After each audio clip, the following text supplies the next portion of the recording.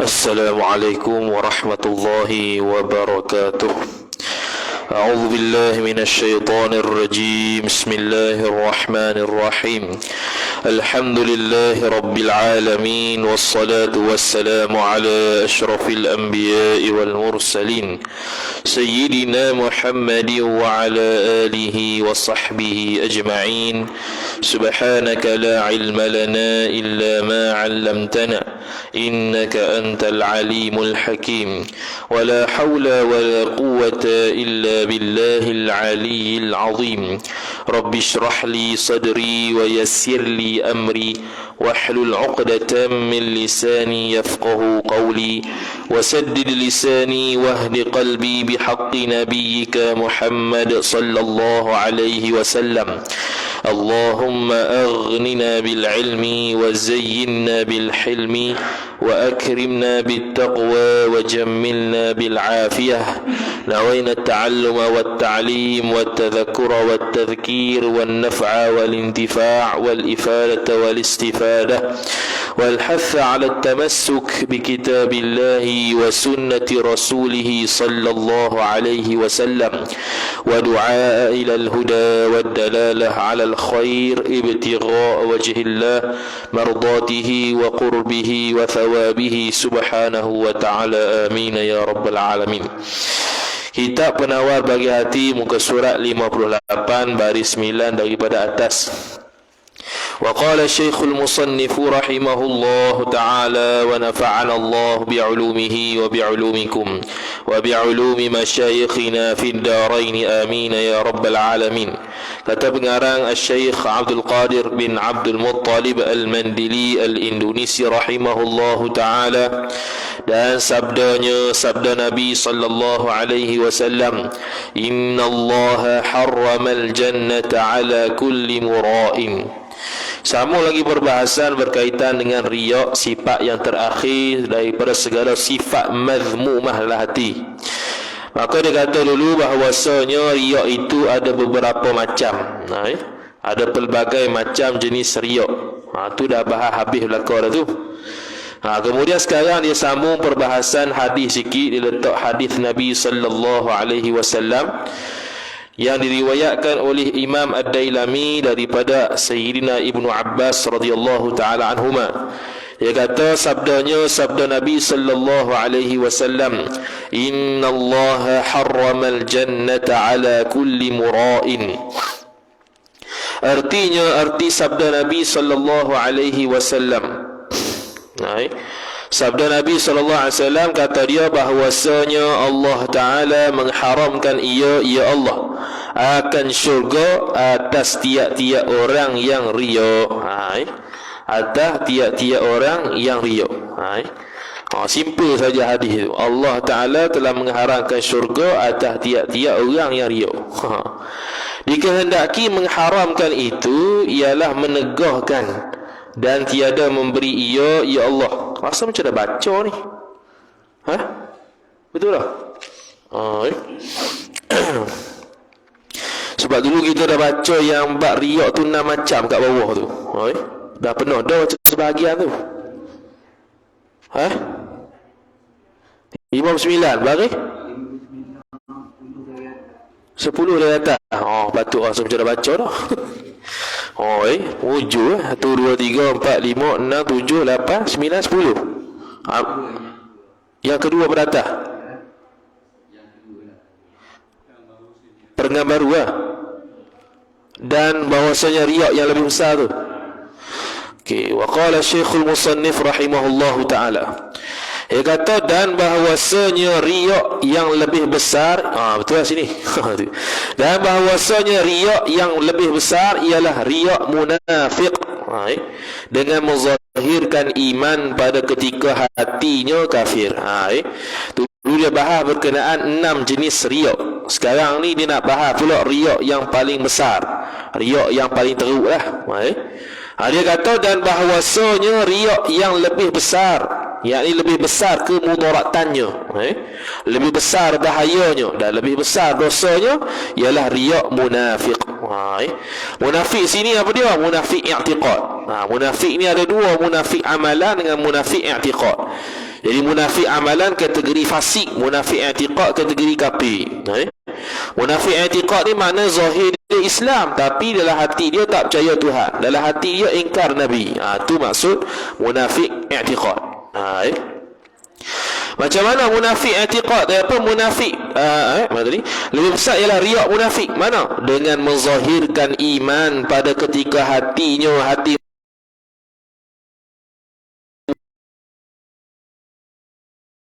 apa menzahirkan iman? Iaitu dia semayang, dia puasa, dia pergi haji, dia pergi umrah, dia bayar zakat. Tu zahirkan keimanan, yakni menzahirkan kesempurnaan iman dia.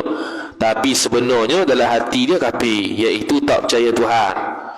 Dia tidak percaya Nabi, tak percaya Nabi itu satu utusan daripada Allah Ta'ala. Dah masuk Islam tu sengaja. Tu munafik i'tiqad. Jadi munafik i'tiqad di kalangan sahabat Nabi SAW yang dapat mengenali siapa munafik ni ialah seorang sahaja, Sayyiduna Hudzaifah Al-Yamani radhiyallahu ta'ala anhu, orang Yaman.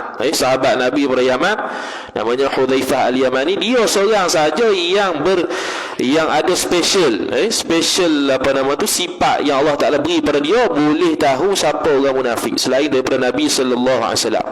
Dua orang ni, Nabi SAW dengan Hudzaifah Al-Yamani.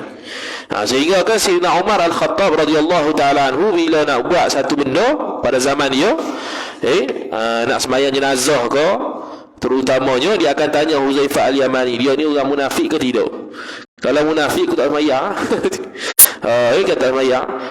Dah, okey, timbul soalan. Dah kalau tahu munafik i'tiqad, dia bukan kafir, buat apa nak sembahyang?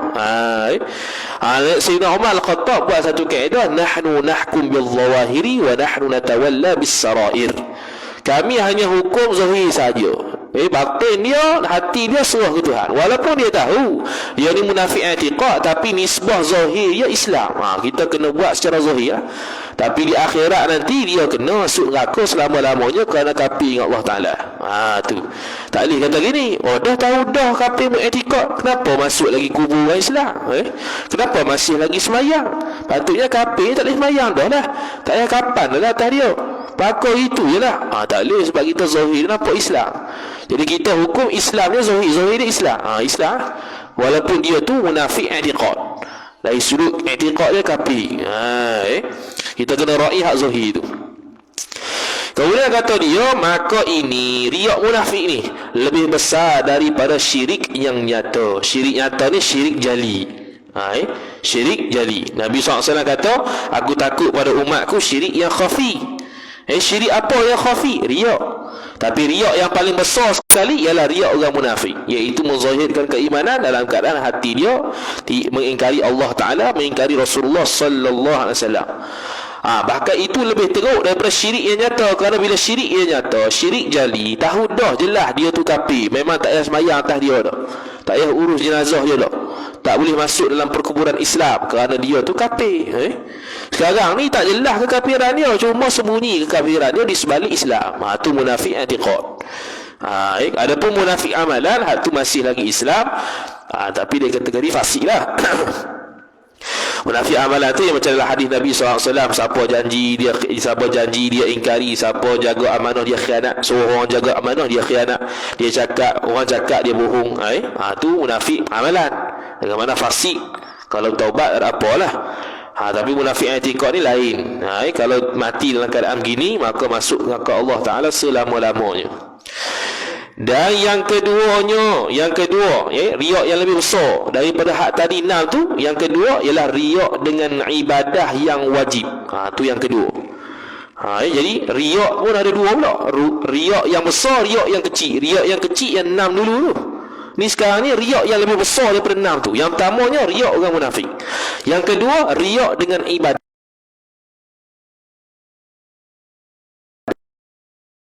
yang wajib. Kalau riak ibadah yang sunat, masuk dulu. Hak yang ringan tu, riak yang ringan pun dosa besar juga. Bukan kata ringan tu masuk dosa kecil kan. Nak banding saja riak ni dengan riak tu, mana besar lagi. Oh, ni riak kecil, ni riak besar. Ni riak besar yang kedua, riak dengan ibadat yang wajib. Dia semayang 5 waktu, dia riak. Dalam hati dia semayang 5 waktu tu kerana bukan Allah Ta'ala, kerana sesuatu benda lain, kerana pujian orang, kerana pangkat yang akan diberi ke orang dan sebagainya. Dia pun mayang. Tu ibadat yang wajib. Tak kisahlah mayang 5 waktu ke, puasa Ramadan ke, umrah hak wajib ke, haji hak wajib ke, zakat hak wajib ke. Apa-apalah ibadat yang wajib. Ibadat ni ada dua, satu maliyah, satu badaniyah. Ibadat maliyah dengan makna ibadat yang menggunakan harta. Ibadat badaniyah dengan makna ibadat yang menggunakan badan. Macam semayang, ibadat yang menggunakan badan. Puasa, ibadat yang menggunakan badan. Haji umrah, ibadat yang menggunakan badan dan harta. Kalau tak ada harta tak lagi. Zakat, ibadat yang membabitkan harta sahaja. Tu. Jadi semua ibadat kita kebanyakannya merangkumi ibadat badaniyah ataupun harta. Badan ataupun harta, dua ni ya. Tu. Seperti mereka yang sembahyang zuhur ia mereka di hadapan orang yang lain. Yalah, sembahyang zuhur depan orang lain tak salah. Cuma ni salahnya dia dalam hati dia sembahyang tu kerana orang lain, kerana nak tengok dia sembahyang. Tu je. Bukan kerana dia memang melaksanakan perintah Allah SWT untuk berjemaah di Masjid Surau. Tak, dia semata-mata semayang tu depan orang, supaya tengok orang, supaya orang tengok dia semayang. Supaya tengok orang dia telah melaksanakan semayang zuhur. Tu tujuan asal. Tapi kalau tak ada tujuan gitu, tu lillahi ta'ala lah tu. Saja mari surau lah, banyak pahala sikit, tak apa tu. Bukannya nak riak ke apa, nak tunjuk ke orang ke aku bagus mari surau masjid, tak ada. Kalau gitu, kalau ada niat untuk mari ke masjid tu untuk untuk bagi tahu orang aku di kaki masjid, riak tu. Dia niat belaka tu. Atas niat. Niat ni mana dia ada ikhtiar, dia ada usaha untuk berniat begitu. Ada pelintasan hati, tu tak ada apa. Terlintas kata aku ni nak tunjuk ke orang, terlintas je, tu tak ada masalah. Tu ittirari, benda yang kita tak boleh nak elok. Tapi kalau kita berusaha untuk menghadirkan niat supaya orang tengok kita, tu baru dosa. Supaya kita tidak keliru. Kadang-kadang mari terlintas tak ada apa. Terlintas tu daripada syaitan. Syaitan tu bagi idea.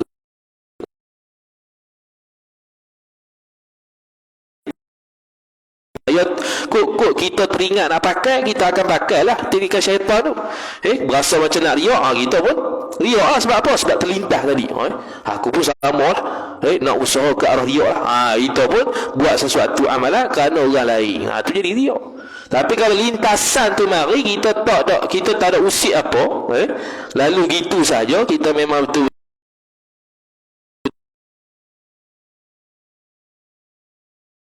apa. Jadi lintasan tu gitu je lah, tak dosa pun.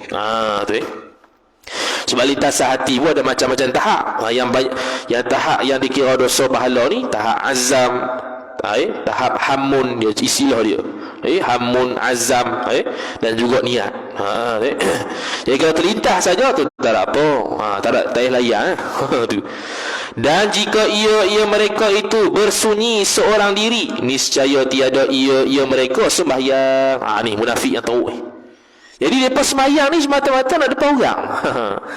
Kalau dia duduk rumah tak sembahyang, tiba-tiba mari kenuri ke contohnya, dia buat sembahyang. Masuk zuhur mayang, waktu tu Allahu Akbar, mayang punya. Ni aku tak mayang sebab tak nampak lama masjid. Contohlah, dia pun mayang. Aku mayang lah. Padahal kalau tak ada orang, dia tak mayang pun. Ni munafik yang kedua terbesar. Mana dia fasik tu, sebab dia tinggal semayang. Tapi dia semayang tu sebab bukan kerana Allah Ta'ala, bukan Allah suruh dia, tapi nak suruh tengok dia ni semayang. Tu. Ni teruk sangat lah ni. Kita tak ada gitu lah.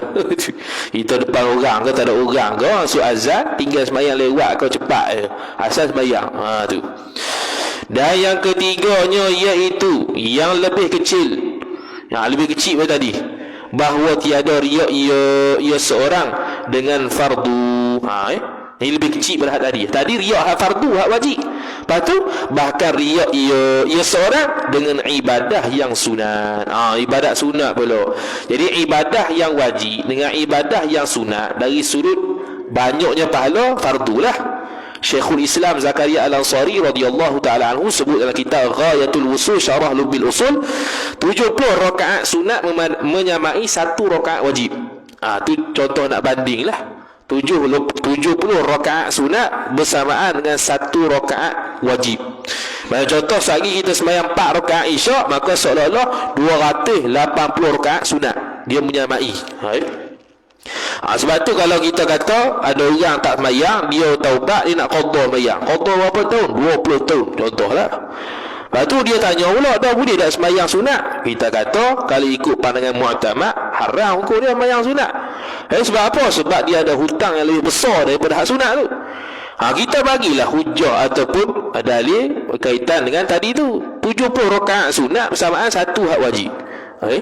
Kalau kamu buat tarawih 20 rakaat kalau kamu buat 1 rakaat fardu hak qada tu lagi banyak daripada tarawih 20 rakaat tu. 20 rakaat tarawih, kalau 1 rakaat hak wajib yang kamu qada tu menyamai 70 rakaat. Lagi banyak. Ini lebih kita kena lebihkan ataupun kena utamakan hutang Allah Taala dari suruh kita tak sembahyang tu banding kita sembahyang sunat. Tu kalau atas pandangan mu'tamad lah. Kalau pakai pandangan kedua boleh juga sembahyang sunat, dengan syarat dia tu selang-selang dengan sembahyang qada. Dengan tak sembahyang qada langsung. Tu cara taubat orang yang tak sembahyang. Tu.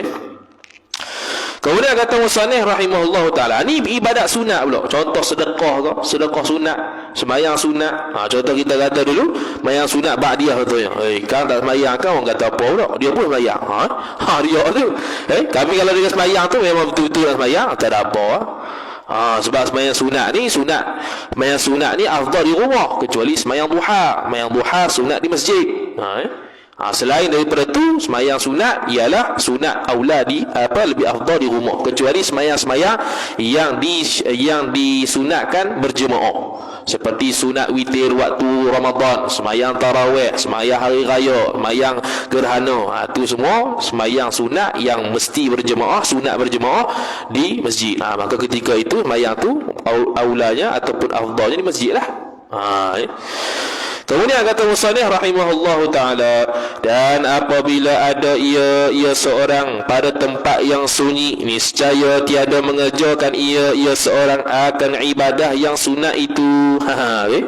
Ini contoh riak ibadat sunat. Kalau tak ada orang, dia tak sembahyang tarawih contohnya, malah. Lepas tu tiba-tiba orang ramai pula buat kenduri malam tu. Dia pun mari sebab apa? Mari sebab nak suruh orang kata dia ni sembahyang sunat tarawih penuh punya. Selama ni tak nampak kat masjid surau contohlah. Tapi kalau ikutkan dia ni waktu seorang-seorang tak sembahyang pun malah. Malah. Lepas tu sembahyang tiba-tiba tu, kerana nak suruh orang tengok dia sembahyang. Nak suruh orang cak kata dia ni sembahyang punya, ingat tak sembahyang. Gitu. Habis. Dan ketahui olehmu bahawasanya ubat bagi riak itu. Sekarang ni habis lah. Sekarang ni nak berubat pula. Dia dah tahu dah takrif definisi riak, pelbagai jenis riak. Kemudian sekarang ubat pula. Dan ketahui olehmu, yakni wahai orang yang belajar, bahawasanya ubat bagi riak itu menolak akan segala sebabnya nyeri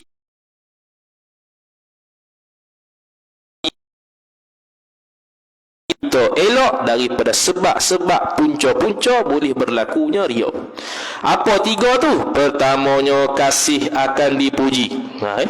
Kasih akan dipuji. Hak ni kita kena tolak. Menolak akan segala sebabnya. Cara untuk kita elok riak ialah menolak sebab-sebab riak. Mana sebab riak? 3. Pertamanya kasih akan dipuji. Mana kita kena tolak perasaan suka dipuji orang. Sebab itu ulama jauhi kita. Contohnya, ada setengah kitab tak ada penulis. Sebab apa tak ada penulis? Kerana takut orang sanjung dia. Takut orang sanjung dia. Contoh kitab Tuhfatur Raghibin. Kalau tengok nuskah Tuhfatur Raghibin tak ada penulis tu. Tapi orang cek. Kebanyakan yang kata Syekh yang pengarang kitab tu ialah Syekh Muhammad Arsyad Al-Banjari. Kitab Bidayatul Mubtadi, tak ada tulis pengarang ni siapa. Cek. Ni Syekh Saleh Ar-Rawi. Yang asalnya tak tulis kat depan nama siapa penulis tu. Walaupun dia bercanggah dengan cara penulisan kitab, tapi disebabkan dia tu tidak mahu berlaku orang sanjung dia, ataupun ada riak pada diri dia, dia nak elok, bukan riak lagi, nak elok je. Sebab riak ni mari berdebuk itu ya, dia tak ada dah mari berdebuk boleh elok-elok itu. Jadi dia cantah awal. Sebab yang boleh berlaku riak, pertamanya ialah kasih akan dipuji. Hak tu yang kita kena buat. Mana kita kena pupuk dalam diri kita tak suka dipuji orang. Dan keduanya takut dicela. Itu yang kedua yang kita kena tolak. Dengan makna kalau kita kalau orang tak puji kita, ataupun kalau kita dicela orang, kita berasa takut, berasa hina. Tak payah. Jangan buat sesuatu kerana takut kalau aku tak buat orang hina. Jangan. Itu sebab-sebab yang boleh berlaku riak. Kalau aku tak buat, takut orang cela, baik aku buat. Tu makna itu dia panggil sebab-sebab yang boleh membawa kepada seseorang tu riak. Tu takut dicela. Yang ketiganya ialah loba akan umpama harta. Umpama makna benda-benda lain lagi lah, pangkat, kemegahan, dunia. Dia tamak akan harta, sebab tu dia riak. Jadi tamak kepada pangkat, kemegahan, harta dan apa-apa saja benda dunia, itu menjadi sebab kepada seseorang itu boleh riak. Ada tujuan tertentu. Nak pujian orang, nak pangkat orang, dia pun bayar. Dia nak pangkat pada orang tu. Dia nak orang pandang dia tinggi dengan sebab ibadat dia buat. Dia pun buat ibadat tapi bukan lillahi ta'ala. Walaupun sebut lillahi ta'ala dalam niat tu. Tapi lah hati sungguhnya ialah dia buat bukan kerana Allah Ta'ala, tapi kerana benda lain. Tu sebab-sebab riya. Tu yang kita kena elok, tiga tu. Kemudian dia hurai satu-satu. Adapun kasih akan dipuji, maka seperti mereka yang menerkam ia seorang akan musuh banyak di dalam peperangan. Supaya apa? Supaya dikatakan akan dia, akan orang yang menerkam tu orang yang berani. Tu contoh. Kasih akan dipuji ni seperti mereka yang menerkam waktu perang lah. Mereka yang menerkam, yakni membunuh musuh yang banyak dalam peperangan. Sebab apa dia bunuh banyak? Supaya orang kata dia ni berani. Dalam tahu berperang tu boleh riak juga. Perang dengan musuh kafir tu boleh jatuh riak juga. Bila dia bunuh banyak orang tu dengan tujuan kata dia ni orang berani. Sebab tu kita kena tajdid ataupun memperbaharui niat sokmo. Buat apa-apa amalan pun, sama ada ibadat mayang ke puasa ke apa-apa saja ibadat yang jenis syarak, kena perbaharui niat, takut salah niat. Waktu perang pun boleh salah niat juga. Ada zaman Nabi SAW, dia perang dengan Nabi SAW, bunuh banyak orang tapi dia matilah tu. Tapi mati situ bukan fi sabilillah, kerana mati dia dalam keadaan riya. Bahaya. Bunuh banyak orang dan terbunuh. Sebab apa bunuh banyak orang? Sebab nak suruh orang puji dia, orang yang berani, orang yang pahlawan, orang yang hebat dalam peperangan. Dia nak tujuan dia begitu. Tu dia panggil riya. Riya dalam mana? Dalam peperangan. Dia nak kasih akan puji tu. Tu sebab yang pertama boleh bawa pada riya. Kialah ibadat lain, dia baca Quran kuat contohnya. Sebab apa? Sebab nak tengok dia ni seorang merdu punya. Banyak baca Quran punya. Tapi kalau tak ada unsur-unsur niat begitu, tak apa baca Quran orang pun. Sebab tu Sayyidina Abu Bakar As-Siddiq radhiyallahu ta'ala anhu kata dia lebih pilih pada baca Quran selalu. Sebab takut riak, mari perasaan riak, takut cantah awal. Tapi Sayyidina Umar kata dak, saya baca, dia baca, derah. Sebab apa? Nak halau setan. Tu tujuan dia baca kuat. Jadi niat lain tak ada apa. Jadi kalau Sayyidina Umar baca kuat sebab nak bagi tengok dia baca Quran banyak, jadi riak dia. Jadi dia baca kuat sebab apa? Tujuan dia nak halau setan. Tu tujuan bagus tu. Nabi SAW yang panggil apa? Kalau orang yang dalam rumah ada jin banyak ke, baca Baqarah dia panggil surah Baqarah tiap hari. Lama-lama habis tu surah Baqarah. Surah Baqarah lah yang boleh mengelakkan seorang tu daripada gangguan-gangguan makhluk halus. Cuma banyaklah surah Baqarah tu. Bukan Allahullah tu pah mayang. Ni baca perawal apa habis habis. Kemudian kata musannif rahimahullahu taala, Satu lagi yang kalau nak elok pada makhluk halus ni, syahidallahu annahu la ilaha illallah tu. Tu ayat tu, syahidallah tu. Tu pun sama. Sebab tu ada ayat tu dalam kitab Asy-Syasawi sebut ada unsur-unsur keagungan Allah Taala. Jadi untuk elak was-was, untuk kenakan makhluk halus dan sebagainya, mulailah baca tu. Try lah. Baca tu ya, ni baca lintah buka, macam mana kawan tu nak lari. Kawan tu ikut pula. Cari kursi boleh. Join the club. Ada pernah orang cerita dia baca kursi, jin tu baca balik. Allah, jeng. Awak kena. Tu.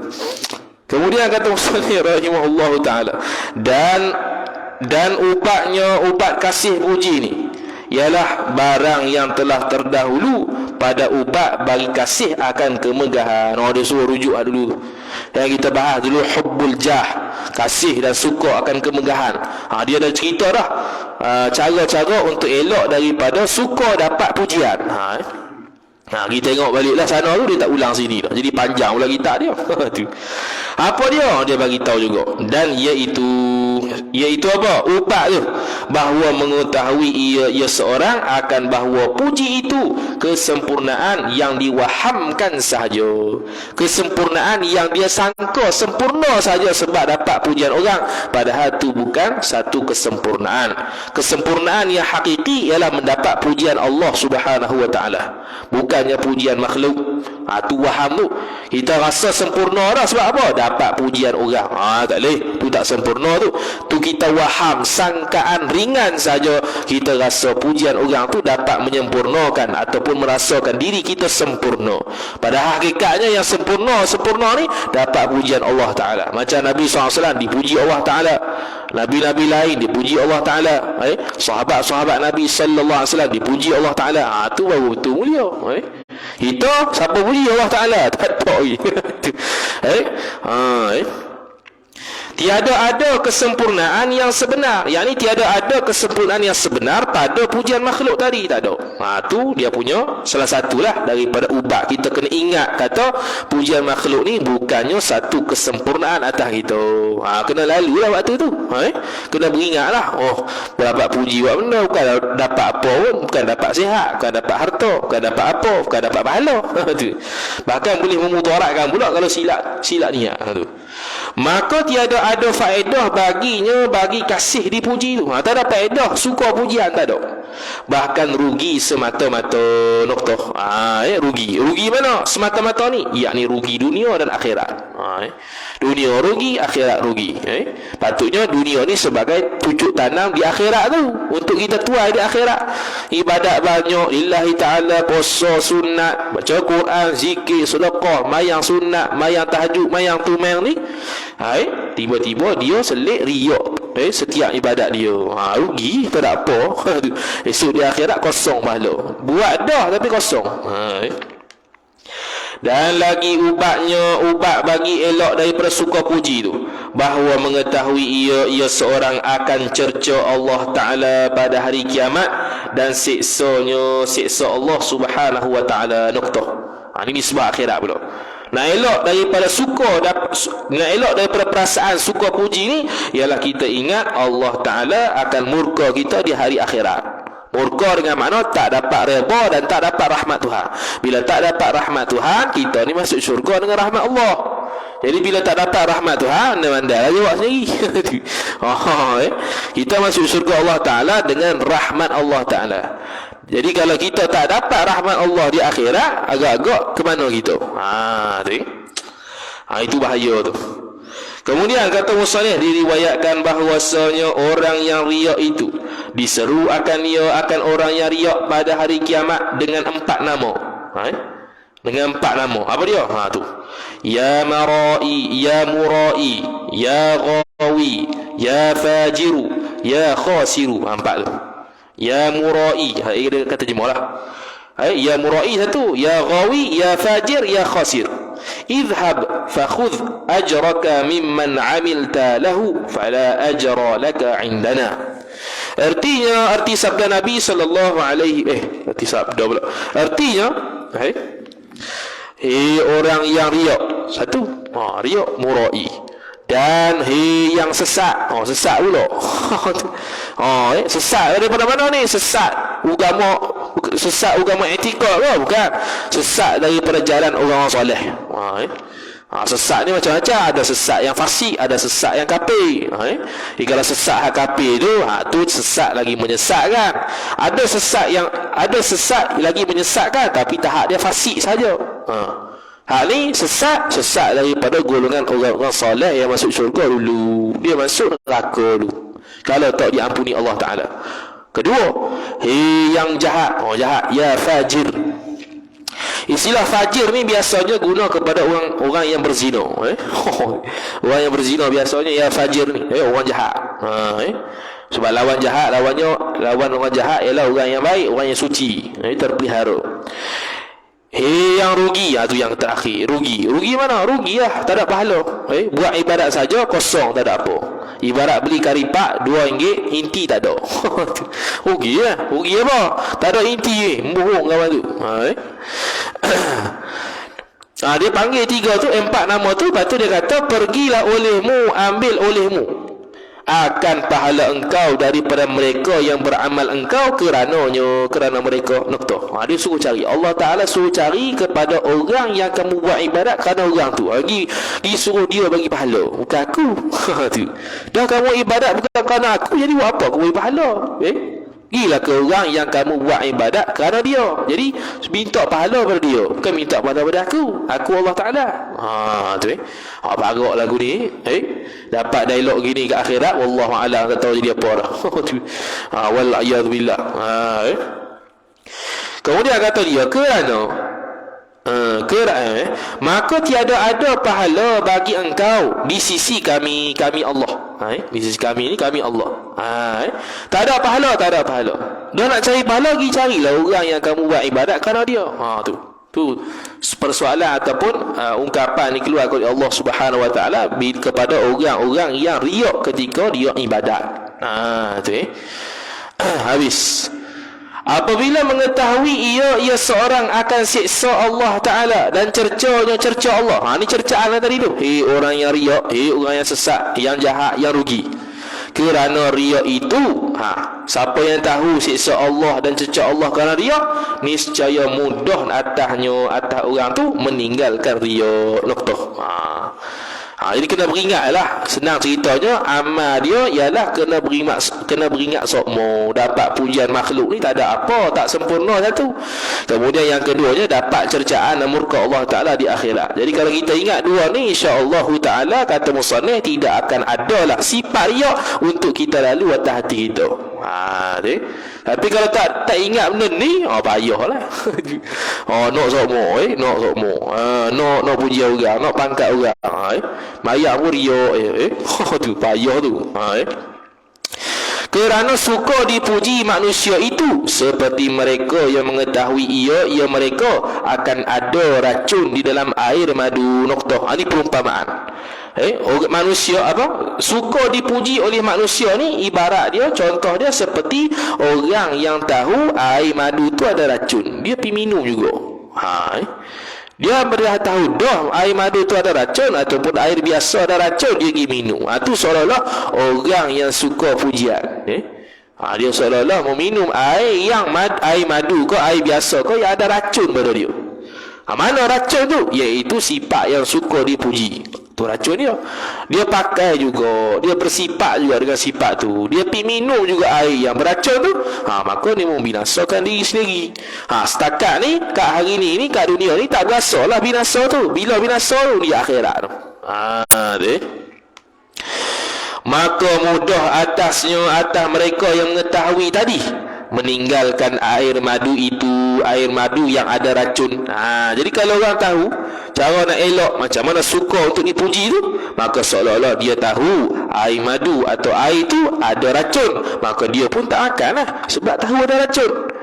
Yang sekarang ni mereka minum air yang beracun, air madu yang beracun ni sebab mereka tak tahu ada racun dalam tu, bakat minum saja. Jadi sebab itulah Imam Ghazali sebut perlu mengetahui sifat-sifat mazmumah serta ubat-ubatnya supaya kita dapat elok daripada bersifat dengan sifat mazmumah ni.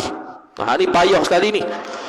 Betul kalau surau-surau baca kitab tasawuf, Ad-Durrun Nafis lah, Al-Manhalus Safi lah, kitab hikam lah. Hak ni tak lepas lagi.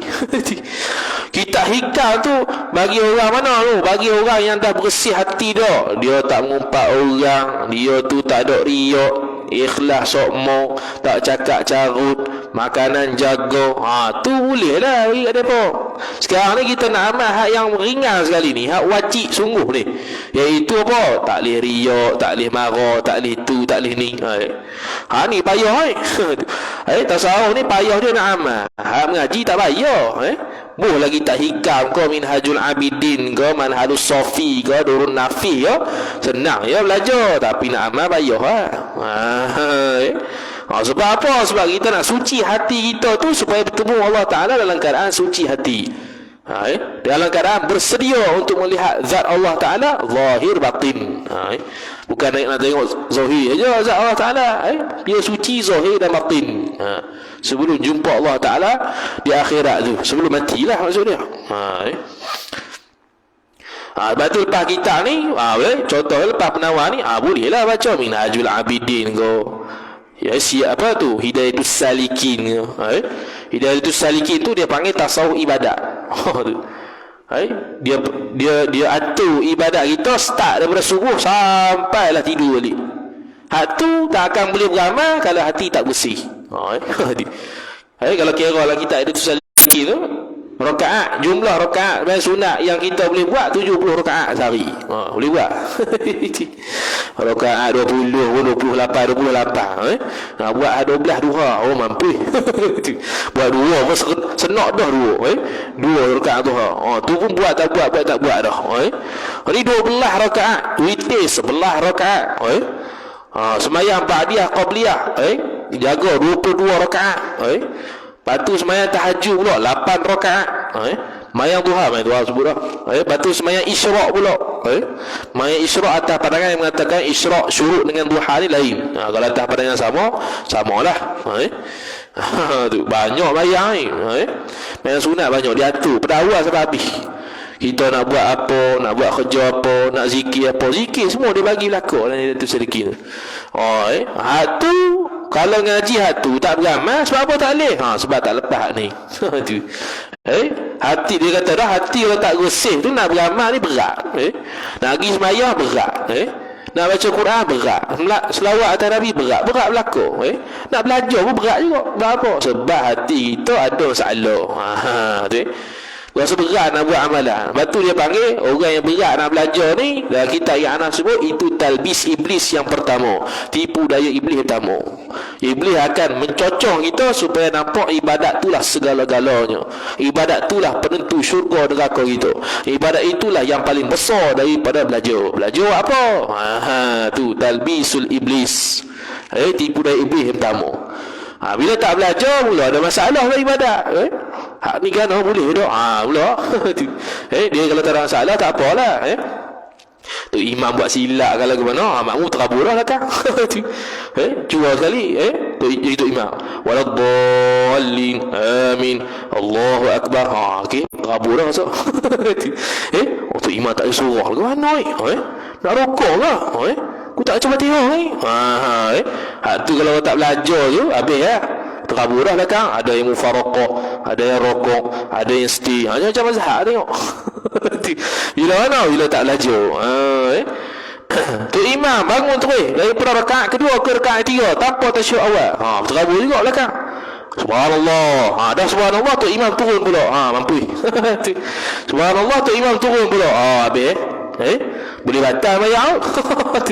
Jadi tu imam pun kalau nak jadi tu imam kena belajar juga. Jangan main subhanallah makmum tu ikut tu makmum tu. Dah. Ada benda yang kalau makmum sebut subhanallah kita jangan ikut. Ada benda yang makmum bila sebut subhanallah kita ikut.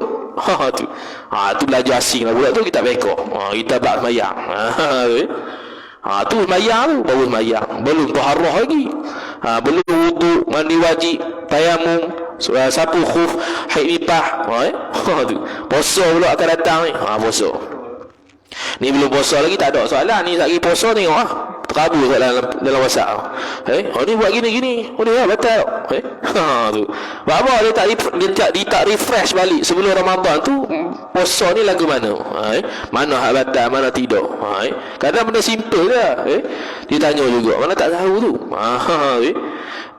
Tak apa kalau baru kahwin. Ada cari qaul pendapat. Ada terlajak. Terlajak si hari bulan Ramadan. Sudah kena kafarah dah 2 bulan turut-turut. Tu habis. Kemudian kata musannif rahimahullah subhanahu wa ta'ala,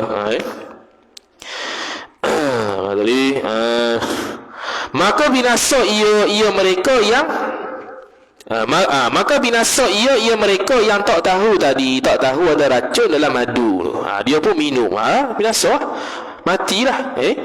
Tambahan lagi menetapkan ia racun di dalam hati mereka akan bahawasanya sangat besar ruginya dengan membeli puji manusia dengan celah dan siksa Allah subhanahu wa ta'ala. Tadi dia bagi contoh madu, ni dia kiasku hati pula. Tambahan lagi menetapkan ia racun tadi, ataupun seseorang akan racun tadi di dalam hati seorang akan bahawasanya sangat besar ruginya.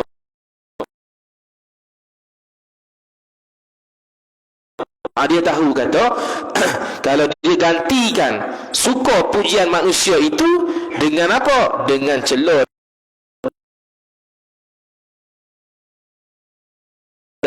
diri dia daripada ria. Tu tadi tahu hak racun dia. Tahu hak racun, dia tak minum. Tahu racun dalam hati yang mana suka kepada pujian manusia, yang akan dapat sesaan dan murka Allah di hari kemudian, maka dia tidak akan ria. Seperti mana orang yang tahu racun tak minum racun. Begitu juga orang yang tahu racun suka puji manusia ni, suka pujian manusia ni, itu juga tidak akan menyebabkan dia bersifat dengan sifat suka dipuji orang. Maka bila begitu, maka mudahlah dia untuk elok daripada ria. Jadi lebih baik buat benda-benda yang berkaitan ibadat ni sembunyi-sembunyi. Kecuali kalau perlu zahirkan, tu lain cerita lah. Duit orang ke contohnya, tu kena tunjuk lah juga, kena tahu jalan kerja dia, tu lain lah. Kemudian kata musannif rahimahullah ta'ala, dan akan bahawasanya suka manusia itu tujuan yang tiada bias, yang tiada tu, dan akan bahawasanya, yakni menetapkan dalam hatinya akan bahawasanya suka manusia itu tujuan yang tiada bisa ke biasa tu. Payah juga ni kita Indo nak baca bisa ke biasa. Dan akan bahawasanya suka manusia itu tujuan yang tiada bisa. Bisa tu boleh. Dan akan bahawasanya suka manusia itu, suka manusia mana orang suka pada dia tu lah. Tujuan yang tiada bisa didapat. Bisa mana boleh lah. Dengan mana apa? Dengan mana tidak akan mendapat kemuncak kesempurnaan seseorang dengan sebab orang puji dan suka dia. Tu maksud dia. Dia tetapkan dalam hati dia bahawasanya kepujian, puji yang didapati oleh manusia kepada dia ni, pujian manusia terhadap dia ni tidak akan dapat kesempurnaan atas diri dia. Bahkan kesempurnaan yang sebenarnya ialah mendapat pujian Allah Ta'ala, suka dan redanya Allah Ta'ala. Dia menetapkan hak tu yang utama. Maka dia tidak akan boleh ataupun tidak akan singgah penyakit ria atas diri dia. Tu yang kedua. Noktah. Dan barang siapa menuntut kesukaan manusia mana puji manusia, pujian manusia, orang mengangkatkan dia, itu semua kesukaan manusia tu, dengan murka Allah Subhanahu wa ta'ala, niscaya menjadikan Allah Ta'ala akan mereka itu orang yang menuntut suka tadi murka baginya. Siapa yang nak kesukaan manusia, menolak kemurkaan Allah, dia nak kemurkaan Allah dan dia nak kesukaan manusia, dengan sebab kesukaan manusia, pujian manusia tu dia nak, menyebabkan gantinya akan mendapat murka Allah Ta'ala, maka mereka tidak akan mendapat rahmat Allah dan redha Allah, bahkan mendapat murka dia. Itu akibat sebab riak dan suka puji manusia, suka daripada pujian dan tangkap daripada manusia. Itu sebab yang pertama, iaitu suka dipuji orang menyebabkan terjadinya riak. Kemudian akan datang riak yang kedua pula, sebab riak yang kedua pula, iaitu apa tadi? Iaitu takut dicela. Wallahu a'lam. Sallallahu sallam ala sayyidina Muhammad wa ala alihi wa sahbihi wa baraka wa sallam. A'udzu billahi minasyaitonir rajim. Bismillahirrahmanirrahim. Alhamdulillahi rabbil alamin wassalatu wassalamu ala asyrafil anbiya'i wal mursalin sayyidina Muhammad wa ala alihi wa sahbihi ajma'in. Allahumma zidna ilma warzuqna fahma. Allahumma zidna ilma warzuqna fahma. Allahumma zidna ilma warzuqna فهما وصلى الله وسلم على سيدنا محمد وعلى آله وصحبه وبارك وسلم والحمد لله رب العالمين والسلام عليكم ورحمة الله وبركاته.